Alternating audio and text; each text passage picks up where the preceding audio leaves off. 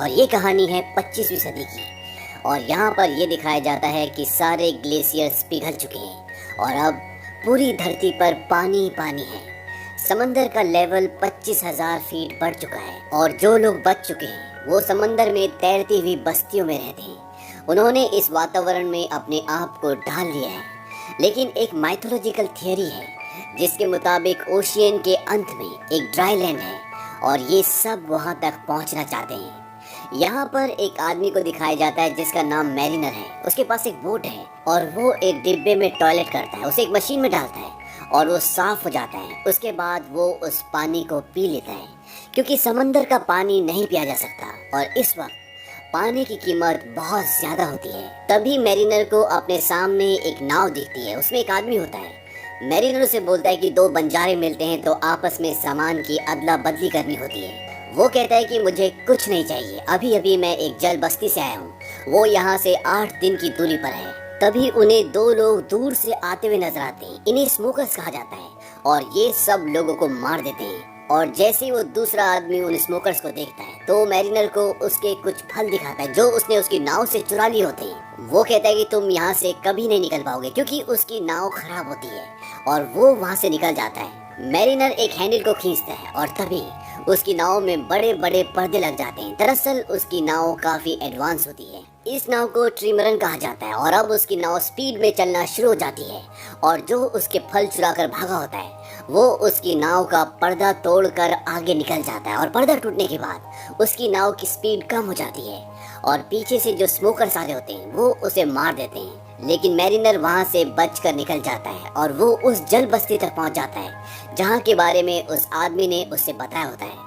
और गेट पर पहुंचने के बाद वो उन लोगों को कुछ सामान दिखाता है। वो कहते हैं कि हमारे पास काफी व्यापारी हैं। लेकिन जब मैरिनर उन लोगों को मिट्टी दिखाता है तो वो चौंक जाते हैं। जिस तरह से आज के युग में हीरे जवाहरात बहुत कीमती होते हैं, उस वक्त मिट्टी बहुत कीमती होती है और वो उसे अंदर आने देते हैं। और जब वो मैरिनर की मिट्टी को तोलते हैं तो वो 3.5 किलो होती है। इसके बदले वो उसे 62 सिक्के देना चाहते हैं। लेकिन मैरिनर कहता है कि मुझे 62 नहीं बल्कि इसके दुगने चाहिए और वो दुगने सिक्के देने के लिए तैयार हो जाते हैं। इस दौर में मिट्टी बहुत बेशकीमती इसलिए भी है क्योंकि मिट्टी पर ये छोटे मोटे पेड़ पौधे उगाकर अपने लिए खाने की चीजों का इंतजाम कर सकते हैं। मैरिनर अपने सिक्के लेकर एक दुकान पर जाता है और वो पीने के लिए कुछ पानी खरीदता है।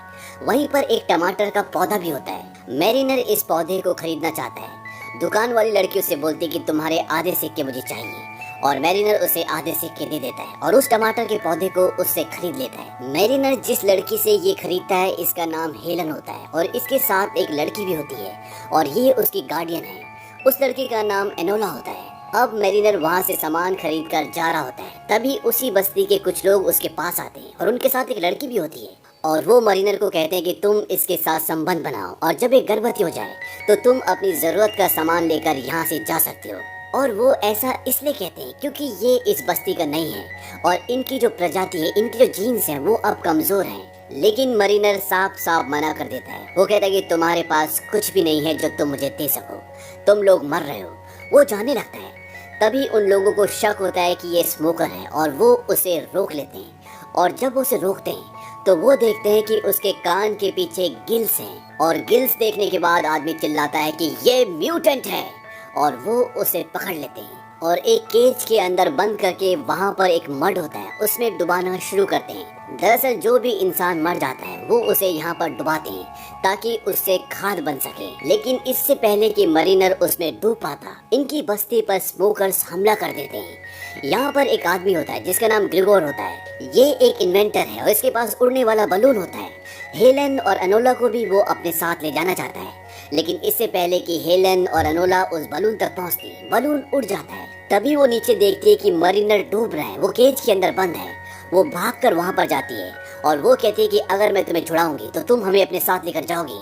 वो कहता है कि हाँ। वो उसे छुड़ाती है और इसके बाद ये तीनों की तीनों यहाँ से निकल जाते हैं और स्मोकर्स इनकी बस्ती को तबाह करके उस पर कब्जा कर लेते हैं। इनका जो सरदार होता है जिसका नाम डीकन है वो कहता है कि मुझे वो टैटू वाली लड़की चाहिए। दरअसल ये इनोला के बारे में बात कर रहे होते हैं। इनोला की बैक पर एक टैटू होता है और इनका मानना ये होता है कि वो ड्राई लैंड तक पहुंचने का नक्शा है, इसीलिए इन्होंने इस बस्ती पर हमला भी किया होता है। यहाँ पर 3 तरह के अलग अलग समूह हैं। एक स्मोकर जो लोगों को मारते हैं, उनकी बस्तियों पर हमला करते हैं। दूसरे आम इंसान जो समुद्री बस्ती में एक साथ रहते हैं, चीजों को खरीदते हैं और बेचते हैं। और तीसरे वो होते हैं जिन्हें म्यूटेंट कहा जाता है, जिनके कान के पीछे गिल्स होते हैं जैसे मछली के होते हैं, जिसकी वजह से ये पानी के अंदर भी सांस ले सकते हैं। और मरीनर भी एक म्यूटेंट है। मरीनर हेलन को बोलता है कि हमें इनोला को मारना होगा क्योंकि हमारे पास इतना पानी नहीं है कि जिस पर 3 लोग जिंदा रह सकें। दरअसल यहाँ पर पानी की कीमत बहुत ज्यादा है क्योंकि समंदर का पानी ये पी नहीं सकते और पानी का कोई भी और स्रोत इनके पास नहीं होता।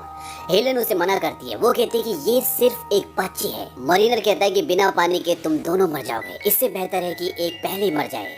लेकिन बाद में हेलन उसे मना लेती है और मरीनर उस बच्चे को नहीं मारता।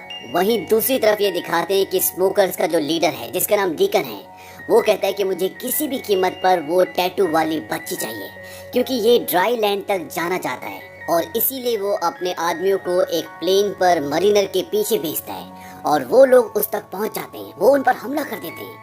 वो बोलते हैं कि बच्ची को मत मारना और वो लगातार इन पर गोलियां चलाते हैं। मरीनर बेसमेंट में जाता है क्योंकि वो अपने हथियार लाना चाहता है। ऊपर हिरन को लगता है कि मरीनर भाग गया और वहाँ पर एक गन होती है जिस पर रस्सी लगी होती है और वो उस गन से प्लेन पर हमला करती है और उसमें से एक तीर निकलता है जो प्लेन में फंस जाता है और प्लेन अब बोट के चारों तरफ घूमना शुरू कर देता है और उसके जो बड़े बड़े सेल्स होते हैं वो अब टूटना शुरू हो जाते हैं। मरीनर भी ऊपर आ जाता है और वो देखता है कि उसकी बोट अब टूटने वाली है। वो जल्दी से ऊपर जाता है क्योंकि वो उस रस्सी को काटना चाहता है जिससे वो तीर जुड़ा हुआ है जो हवाई जहाज पे अटका हुआ है और मरीनर बड़ी मुश्किल से उस रस्सी को काट देता है और वो पानी में गिर जाता है। हवाई जहाज वहां से चला जाता है लेकिन मरीनर की जो बोट है वो बहुत बुरी तरह से क्षतिग्रस्त हो चुकी है और गुस्से में आके वो हेलन के और इनोला के दोनों के बाल काट देता है और वो कहता है कि आज के बाद मेरी बोट पर किसी भी चीज को कभी मत छूना। इसके बाद ये आगे का सफर तय कर